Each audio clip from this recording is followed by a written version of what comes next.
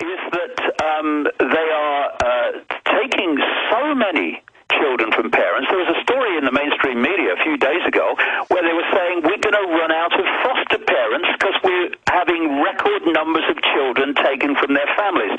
Now, what this is, of course, linking into what we're talking about today, it's all part of the process of removing influence and power of parents on their children's lives and handing it to the state. And now they're saying... stepping stone to what Aldous Huxley was talking about. And China's the model of the one-child policy. Many of their children are raised in government dormitories where they work half the time in factories, and they're now saying they want year-round school, 12 months out of the year, and they want children to stay at school till 9, 10 at night. That's to get the test scores up. When the more funding they have, the dumber they get. It's all by design. And I have the government textbooks that are given to CPS workers where they call the family a disease and part of an archaic age. Now, what do we do? I mean, looking at the current phases, why are they now coming out and admitting we want to put lithium in your water? We want to give you shots to make you feel good. We're going to put viruses in your brain that make you submit. I mean, they've gone from denying this to now coming out and really taking the gloves off. Well, I think they have, in one level, there are many levels to this, but I think in many ways they have a time scale problem. You know, I've been talking and writing about this for the best part of 20 years, and I know a lot of people might think it's far out and all the rest of it, but the evidence is pointing that way all the time. And that is this. The first book I ever wrote after I woke up to all this 20 years ago, I called it Truth Vibrations, because I understood that there was an energetic change coming. And what we live in is a cosmic version of the wireless internet. You know, this reality is information, and we are decoding through the body computer vibrational waveform information into electrical information, into digital information, and then finally into holographic information, which is the physical world that we apparently is outside of us, but actually only exists in our head, just as the internet only exists inside the computer as it decodes it. And we're going now through an epoch change in the cycle, the natural cycle of this reality, which in Asia they call yugas, and all around the ancient world they talked about the cycular nature of time, where we go through different epochs of different periods of experience. Some are suppressed and limited, and some have are periods of great expansion, which the ancients used to call the Golden Age epoch or the Golden Age Yuga. And we're now at this epoch change where this new energy, I call it truth vibrations, this new information epoch is coming in, which is about expansion. It's about opening your minds. It's about opening to a much greater range of perception. And what's happening, it's no accident, Alex, that it's at this point that this control system, which has been in place for a long, long time, is throwing everything, including the kitchen sink and the plug, at humanity, because it is trying to destabilize the body computer's receiver transmission system electromagnetically, through all the electromagnetic soup that we live in and the microwaves and all the rest of it, and through chemically, through what they put in water, what they put in food, what they put in vaccines. So it's like basically putting a virus into a computer. If this computer in front of me has a massive virus in it, it's not going to decode the World Wide Web collective reality in a way it would if the virus wasn't there. And that's what they're doing, because this new information epoch carries information that is going to absolutely give us a totally different view of the world, reality, and self. We're going into an incredible period. And by the way, David, expansion, and they're trying to stop us connecting with that. You're absolutely right, because in their own words, they say there's a massive awakening and that they've got to suppress it. And that's why they want to bankrupt society, so we're dependent on the state, so they can force all these controls on us. But from your research, you believe they're going to fail. I think they're going to fail, yes, for the simple reason that there's going to come a point where this new energy, this new information, that's what it is. It's like the wireless internet suddenly starts to morph into a different information construct. And of course, what's the computer going to do? It's going to suddenly manifest a different reality on the screen, because it's now decoding a different information construct. That's what's happening.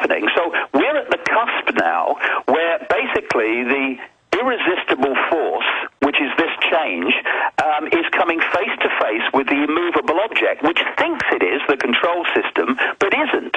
And what it's doing now, like I say, it's throwing everything it can. I mean, it's a bit like a duck, mate, where it looks calm on the surface, and in the control system's way, it looks arrogant, but actually it's paddling like crazy under the water because people are waking up. I mean, look, 20 years ago, what? I mean, one of the things that I learned about this information epoch change was 20 years ago, it was going to bring to the surface all that had been hidden from us.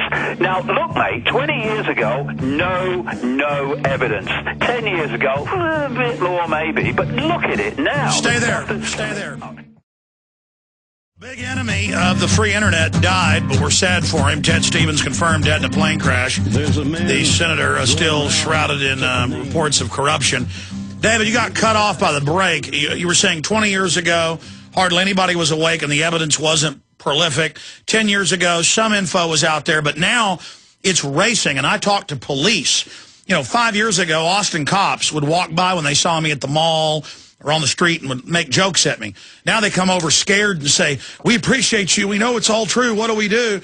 And I talk to other police in other cities. I talk to military.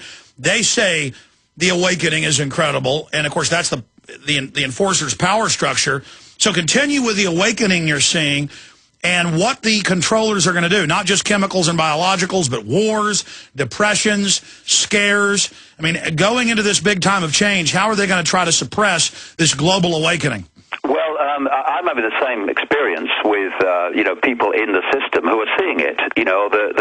What putting this information out has done, it's broken the compartmentalization of the pyramids, because the pyramid structures within this control system keep people in the dark of what they're actually part of. They're working in government or the military or the police, and they're doing their job and going home, but they don't know how their contribution every day connects to this contribution and that contribution to create a very, very sinister national and international pattern. But putting this information out, as people like us have been doing over the years, has actually broken that compartmentalization, because people have been able to start seeing within the system actually how their contribution does pan out with others, what is actually happening. And that's a massive Rubicon cross, that is, where people who are administering and law enforcing the system into everyday life start to realize the implications of what they're doing for their own children and grandchildren. So that's another massive step forward in this awakening.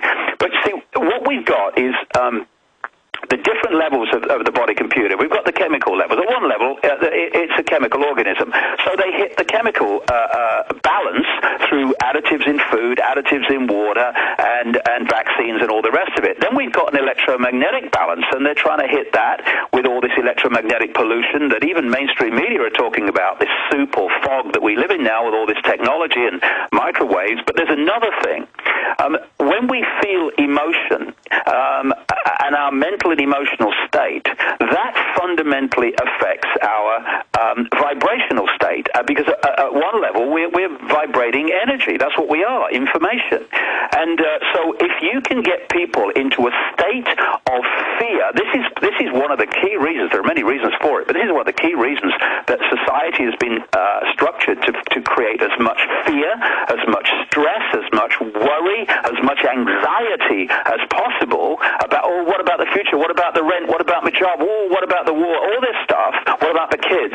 Because when we go into those low vibrational states, it closes us down so that we're not able to access an expanded awareness, an expanded perception. So they're flooding all... When we're in a high vibrational state, it's all to do with frequency. So they're flooding all of our inputs, and they admit we're an electrochemical computer, and they now admit they're trying to perfect our brain and want to fix the defects by hitting us with viruses that literally destroy the neuroreceptors. This appears to be their checkmate. And again, as I mentioned, I have the Pentagon documents. We've covered them here, where they have plans to spray cities with this as a biological and chemical commutative.